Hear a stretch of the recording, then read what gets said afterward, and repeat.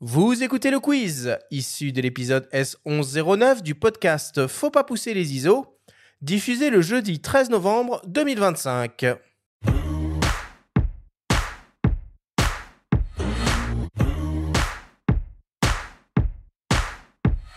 Jean-Nicolas, je te le rappelle, le principe du quiz est très simple. On a reçu des questions de la part de nos auditeurs qu'ils t'ont posées via notre compte Instagram. Tu vas avoir seulement 30 secondes et pas une de plus pour tenter d'y répondre le plus clairement possible. As-tu bien recompris la consigne ? Oui. Ça devient intense, tout ça. Un peu chelou. Allez, on y va. Première question qui nous vient de Romain AGR.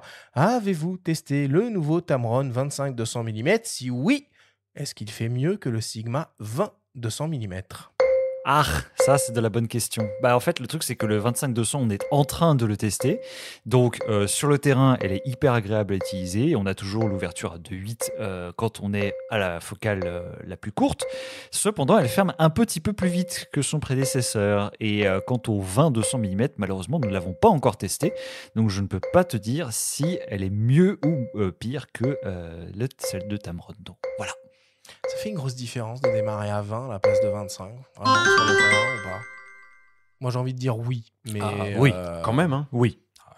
Aux Journées du patrimoine, j'aurais adoré avoir cette optique parce que en fait, je passais mon temps à passer d'une focale très large à une focale plus courte. J'avais le 28-75 de Tamron avec moi et 28 était trop serré et j'aurais adoré avoir justement une focale minimale à 20 mm. J'aurais adoré. Deuxième question qui nous vient de Frédéric Tillier. Est-ce qu'il est plus compliqué de construire une optique pour un capteur micro 4 tiers que pour un capteur full frame ? Alors c'est plutôt l'inverse parce que pour du micro 4 tiers, étant donné que la surface du capteur est plus petite, on va avoir besoin de verres plus étroits. Donc ça aurait été plutôt avoir un plein format à très grande ouverture qui aurait été plus compliqué.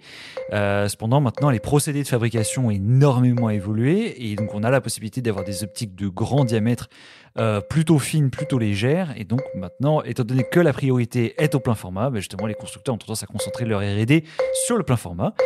Et donc c'est pour ça que le micro 4 tiers, malheureusement, se fait un petit peu délaisser. Mais pour répondre à ta question, c'est plus simple, à la base, optiquement parlant, côté micro 4 tiers, puisque c'est plus petit. Troisième question qui nous vient de Mr. Mo. Très précis. Quels objectifs L-mount peuvent résister au froid canadien en chien de traîneau ?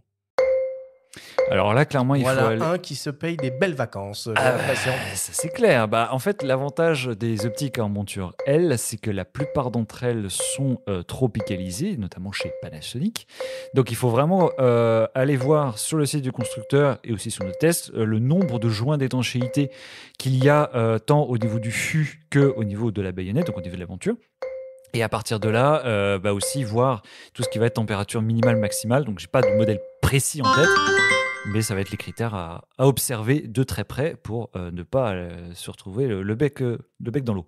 Je peux citer un exemple personnel, puisqu'il y a un peu plus d'1 an, j'étais dans le froid Lapon avec justement un système L. Donc par moins 30, j'ai pu tester sur une itinérance justement en traîneau à chien, le 1635, notamment F4 Leica, qui a parfaitement résisté, ou encore le 2405 F4 dont on a parlé. Et même par moins de 30, ça passait. Mais je peux aussi citer des modèles Canon, des réflexes comme le 6D Mark II aussi, que j'avais testé dans les mêmes conditions avec un 2405 et ça fonctionnait aussi. En fait, je pense qu'il y a beaucoup plus d'optiques qu'on ne le croit qui sont susceptibles d'endurer ces températures, bien plus que par exemple des grains de sable dans le désert ou des choses comme ça. Quatrième question qui nous vient de Yvon Cho. Est-ce que les constructeurs chinois sont au niveau de Sigma et Tamron ? De plus en plus, en fait, très simplement. Parce que quand on voit les efforts qui sont portés non seulement à la conception optique et maintenant à la conception des autofocus, ça fait qu'on peut avoir des optiques, par exemple, notamment en macro, en ultra grand angle chez Laowa, c'est très très plaisant et ça marche très très bien. Et aussi, j'ai pas arrêté de citer mes Viltrox, c'est assez génial. Et donc clairement, on a un excellent rapport qualité-prix. Sans oublier, même s'ils ne sont pas chinois, ils sont coréens, Samyang, qui est vraiment très bon. Et pour terminer, Jean-Nicolas, une question de mes soins, une question qui tue. Et on met la lumière qui fait peur. Quel serait selon toi le nouvel objectif de l'année en 2050? Il y a un grand silence parce qu'on est dans l'espace. Nous sommes dans la conquête de Mars, donc du coup tout est devenu possible grâce aux nouveaux matériaux composites. Et donc du coup on peut avoir un 250 mm f/0.75 autofocus grâce aux nouvelles terres rares qu'on a découvertes. Et donc du coup maintenant on a l'alliance d'ouverture ultra lumineuse, mais ultra compacte et ultra légère, le tout pour des tarifs extrêmement abordables. So be it.